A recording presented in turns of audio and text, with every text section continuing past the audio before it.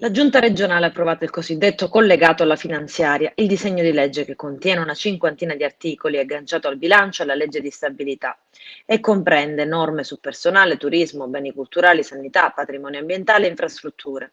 Il collegato approvato sarà adesso trasferito all'Assemblea regionale e quindi alla commissione competente per l'esame.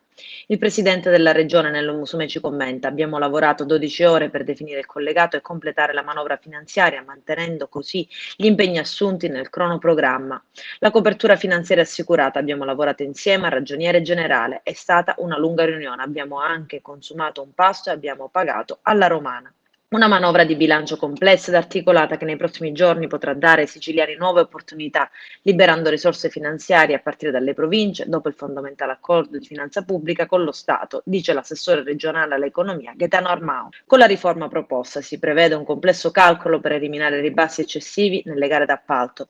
Altra norma nel collegato è quella che stanzia 10 milioni di euro per l'asta, ma con sconti e biglietti gratuiti per studenti, forze armate, anziani e disabili. 80 milioni di euro per aiuti alle imprese. Cambia il contratto dei dipendenti del Consorzio Autostrade Siciliane. Avranno applicato il contratto del settore autostrade e non più quello regionale, con aumenti in busta paga. Previsti poi fondi di garanzia per risanare i debiti di IPAB e di vecchi consorziati. Sul fronte provincia, la Regione si farà carico di mutui accesi con la Cassa Depositi e Prestiti per sbloccare alcune iniziative in materia di investimento su scuole, strade e per garantire fornitori e dipendenti.